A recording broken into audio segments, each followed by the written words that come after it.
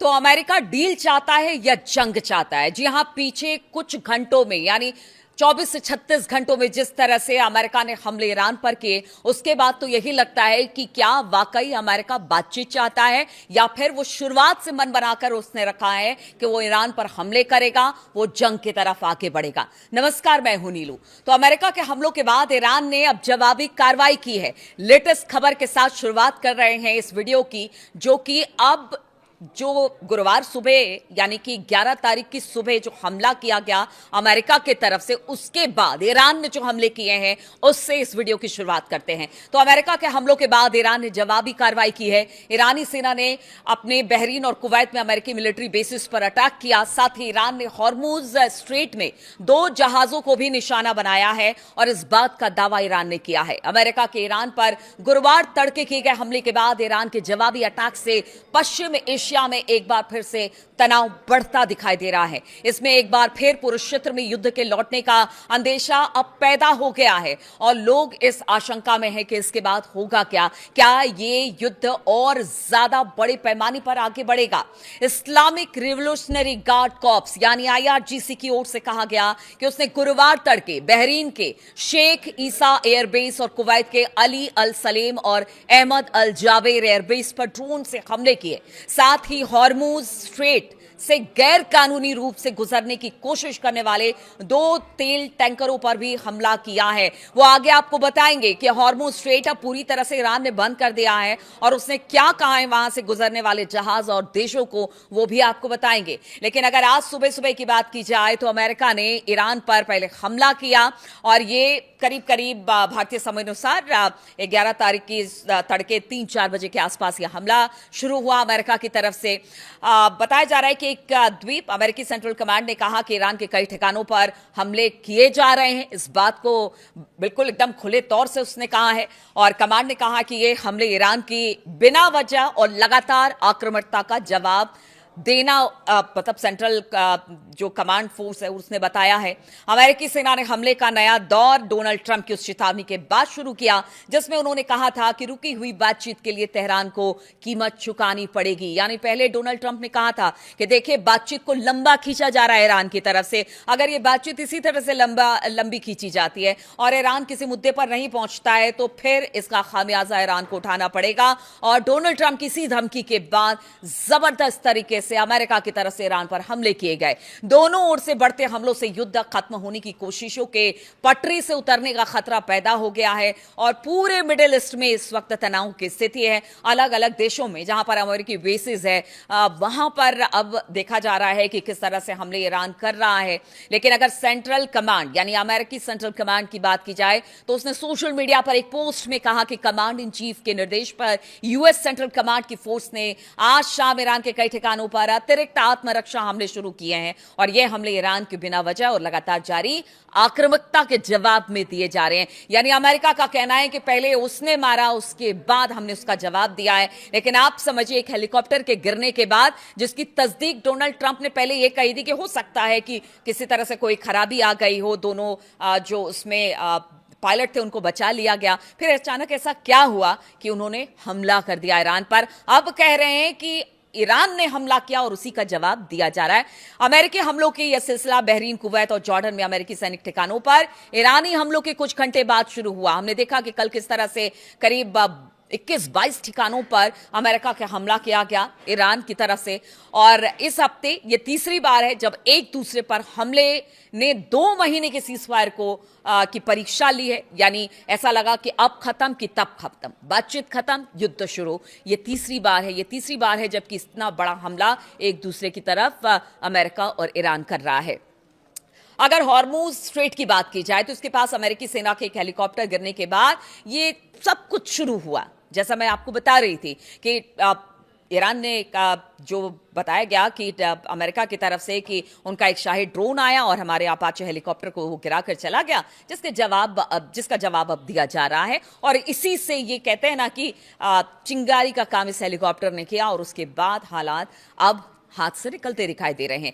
Iran की revolutionary guard यानी कि आईआरजीसी ने बुधवार को कहा था कि उनकी ओर से जॉर्डन में एक अमेरिकी सैन्य अड्डे सहित खाड़ी देशों के 22 ठिकानों पर मिसाइल और ड्रोन हमले किए गए। जिस तरह का दावा था वो तस्वीरें भी आई। ईरान ने इन हमलों को हॉर्मुज स्ट्रेट के आसपास अमेरिकी सैन्य हमलों के जवाब में कार्रवाई बताया। मतलब आप सोचिए कि अब अगर इस पूरे मामले को देखा जाए, जब तीसरी बार है कि सीजफायर बिल्कुल खतरे में आ गया है, तो एक अपाचे गिरता है अमेरिका का, अमेरिका ईरान पर हमले करता है, फिर उसके जवाब में ईरान अमेरिका के 22 ठिकानों पर हमला करता है। आज सुबह फिर बताया जाता है कि अमेरिका ने ईरान के कई शहरों पर हमला किया और उसके बाद कुछ देर के बाद ही ईरान ने भी बताया कि हमने भी कुछ कार्रवाई की है, हमने भी हमले किए हैं ईरानी एयरबेसेस पर और कुछ जो हॉर्मुज से गुजरने वाले जहाज थे उनको भी टारगेट किया। यानी पिछले 36 घंटे में ये 3-4 इंसिडेंट एक के बाद एक आया है, जिसके बाद स्थिति बहुत बदतर हो गई है। ईरान के खाड़ी देशों में अगर बात की जाए तो अमेरिकी हितों पर हमलों के बाद डोनाल्ड ट्रंप ने कड़ा रुख अपनाने का संकेत देते हुए तेहरान को धमकी दी थी, लेकिन कहां ईरान इस धमकी को मानने वाला है। उन्होंने अमेरिकी मीडिया से बात करते हुए कहा कि अगर तेहरान जल्द किसी समझौते पर नहीं पहुंचता है तो अमेरिका उसके महत्वपूर्ण बुनियादी ढांचों को निशाना बना सकता है। अब देखिए कि पहले भी ये बात कह चुके थे कि उनके बिजली प्लांट को निशाना बनाया जाएगा, उनके गैस सप्लाई पाइपलाइन को निशाना बनाया जाएगा, बहुत सारी बातें थी और एक बार फिर से उस बात को दोहराया कल ट्रंप ने। डोनाल्ड ट्रंप ने कहा कि ईरान ने समझौते के लिए बातचीत में बहुत अधिक समय गंवा दिया है, अब उसे इसकी कीमत चुकानी होगी। तो ये ट्रंप की 37वीं 38वीं पता नहीं कितनी धमकी है जो ईरान को मिल चुकी है, लेकिन ईरान है कि अपने हितों को लेकर, और उसका कहना है कि जिसमें ईरान का हित है उसको लेकर किसी तरह की कोई कॉम्प्रोमाइज नहीं की जाएगी और इस वजह से ट्रंप बार बार इस तरह की धमकी दे रहे हैं। ट्रंप ने दावा किया कि ईरान की मिलिट्री नेवी और एयरफोर्स पूरी तरह से तबाह हो चुके। ये तो आप सोचिए कि मतलब फरवरी में हमला शुरू हुआ, उसके 10 दिन बाद से ये कह रहे हैं ट्रंप की देखिए हमने पूरे उनके नेवी और एयरफोर्स को खत्म कर दिया। फिर आखिर कहां से इतनी ताकत ईरान जुटा रहा है कि आपके एयरबेसेस को निशाना बना रहा है? इस बात का भी जवाब ट्रंप को देना होगा कि आखिर क्या वजह है कि इस तरह से पूरी दुनिया को आपने युद्ध में झोंक रखा है और समय समय पर जब भी इस तरह से युद्ध की स्थिति बनती है तो उसके बाद पूरी दुनिया हिल जाती है। ईरान को ट्रंप की धमकी के कुछ घंटे बाद ही अमेरिकी सेना ने हवाई हमले शुरू कर दिए। दूसरी ओर अगर ईरान की बात की जाए तो ईरान लगातार कहता रहा है कि वो अमेरिका के हमलों और धमकियों से नहीं झुकेगा। ईरान ने अमेरिका की किसी भी सैन्य कार्रवाई का जवाब देने की बात कही है और वो अब भी दे रहा है। अभी तक उसने ऐसा करके दिखाया है, उसने हर हमले का जवाब हमले से दिया है। ऐसे में दोनों देशों के बीच बातचीत के जरिए समाधान की उम्मीद अब फीकी पड़ती दिखाई दे रही है। ईरान के राष्ट्रपति मसूद पेजेश्कियान की बात करें तो उन्होंने एक्स पर एक पोस्ट किया। उन्होंने लिखा कि जरूरी इंफ्रास्ट्रक्चर लोगों के जीवन रेखा होती है। ट्रांसपोर्ट नेटवर्क से लेकर बिजली और पानी इंडस्ट्री तक लोगों को निशाना बनाने की धमकी ताकत का प्रदर्शन नहीं बल्कि किसी देश के संकल्प के सामने हताशा की निशानी है। यानी वो अमेरिका को हताश बता रहे, ट्रंप को हताशा में उठाया हुआ कदम बता रहे हैं जो अमेरिकी हमला कर रहा है ईरान पर, या फिर उनके बेसिक इंफ्रास्ट्रक्चर को निशाना बनाने की ट्रंप बात कर रहे हैं, उसको पेजेश्कियान ने हताशा बताया है अमेरिका के। तो इधर अमेरिका की धमकी का जवाब दिया जा रहा है और अब खबर मिल रही है कि ईरान ने हॉर्मुज स्ट्रेट को पूरी तरह से बंद कर दिया है। ईरान के शीर्ष संयुक्त सैन्य कमान ने गुरुवार को इसका ऐलान कर दिया। ईरानी सेना ने कहा कि किसी भी तेल टैंकर या फिर कमर्शियल जहाज को इस समुद्री गलियारे से जाने की अब बिल्कुल इजाजत नहीं दी जाएगी। तो देखिए लग रहा था कि यहां से हालात बेहतर होंगे, दुनिया भर में जो गैस और तेल की किल्लत है वो खत्म होगी, धीरे धीरे कर एक कॉरिडोर बनाकर जहाजों को जाने का रास्ता दिया जा रहा था। लेकिन ट्रंप और अमेरिका के हमले के बाद अब पूरी तरह से आईआरजीसी ने कह दिया कि ये जो हॉर्मुज स्ट्रेट है ना, जहां से आप अपने तेल और गैस के जहाज लेकर जाते हैं, वो बिल्कुल बंद कर दिया जाएगा। अब वो किसी के लिए नहीं खुलेगा। कमान की ओर से जारी बयान में कहा गया कि जो जहाज हॉर्मुज से गुजरने की कोशिश करेगा उसको निशाना बनाते हुए गोली चलाई जाएगी और ऐसे में यहां से गुजरने वाले जहाजों की सुरक्षा की जिम्मेदारी खुद उन देशों की होगी जिनके जहाज यहां से निकलेंगे। अमेरिका के हमलों के बाद ईरान ने हॉर्मुज स्ट्रेट को बंद करने की अब पूरी तरह से घोषणा कर दी है, जिससे अब पश्चिम एशिया में युद्ध फिर से फैलने के संकेत अब साफ तौर से दिखाई दे रहे हैं और साथ ही साथ तेल और गैस की कीमतों में उछाल आने का खतरा पैदा हो गया है। हॉर्मुज बंद होने से दुनिया के बड़े हिस्से में खाड़ी देशों से तेल और गैस की आपूर्ति जो होती है वो पूरी तरह से रुक जाएगी। भारत भी इसमें सीधे तौर पर प्रभावित होता दिखाई देगा। ऐसे में भारत में तेल गैस संकट अब आने वाले दिनों में हो सकता है कि अगर यहां से स्थिति नहीं सुधरी तो फिर और बढ़ सकता है। अमेरिकी सेना ने बुधवार रात को ईरान के खिलाफ नए सिरे से हमले शुरू किए।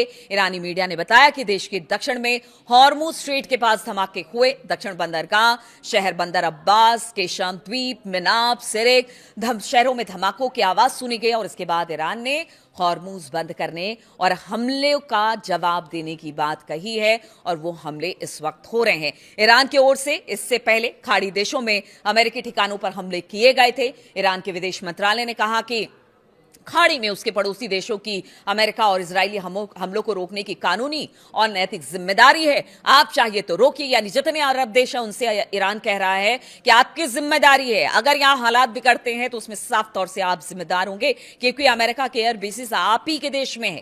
खाड़ी देशों को अपनी जमीन या सुविधाओं का इस्तेमाल ईरान के खिलाफ होने से रोकना होगा, तभी जाकर कुछ फैसला हो सकता है इस युद्ध का। ईरान ने हॉर्मुज बंद करने का ऐलान अब कर दिया है। वहीं दूसरी ओर अमेरिकी सेना का कहना है कि कमर्शियल जहाज हॉर्मुज स्ट्रेट से गुजरना जारी रखे हुए हैं। अमेरिकी सेना ने एक्स पर कहा कि हॉर्मुज से जहाजों का आना जाना जारी है, लेकिन ईरान ने जो कहा है उसके बाद क्या। और कल जिस तरह से कुछ जहाजों को टारगेट, यानी आज तड़के जिस तरह से अमेरिका का हमला हुआ उसके बाद हॉर्मुज को बंद करने की ईरान ने बात कही और साथ ही साथ कुछ जहाजों को टारगेट करने की बात भी कही है। तो ऐसे में क्या अमेरिका इन जहाजों को सुरक्षित रख पाएगा?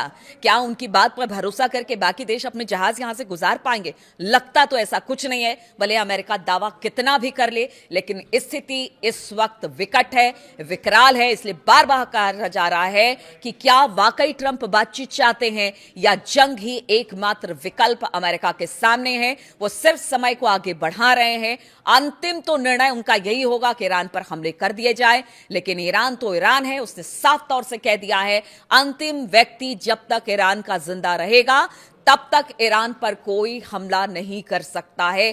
तब तक हम लड़ते रहेंगे। आप लड़िए हमसे, हम वो पूरी ताकत के साथ लड़ेंगे। हमारे साथ हमारी पूरी आवाम है, हमारे सारे लोग हैं। इसलिए अमेरिका को समझना होगा कि युद्ध रोकना है तो अपने तेवर को ढीले करे, बातचीत का रास्ता अख्तियार करे। ईरान लगातार कहता रहा है कि वो बातचीत के मंच पर बैठने को तैयार है, लेकिन बातचीत को बातचीत की तरह रखे। एक तरफ बातचीत और दूसरा तरफ हमला करके आप ईरान को खत्म नहीं कर सकते हैं। तो स्थिति इस वक्त पूरे मध्य पूर्व एशिया की बात की जाए, इन मिडिल ईस्ट की बात की जाए तो इस वक्त तनावपूर्ण बना हुआ है। अब देखना होगा कि हमले के जवाब में हमला शुरू हो चुका है तो क्या अब ये धीरे धीरे युद्ध जो है वो आगे बढ़ता हुआ दिखाई देगा, और यहां से स्थिति अगर बिगड़ती है तो पूरी दुनिया में इसका असर देखने को मिलेगा। बहुत बहुत शुक्रिया मेरे साथ इस वीडियो में शामिल होने के लिए। तब आप अपडेट्स लेकर मैं आपके सामने आती रहूंगी।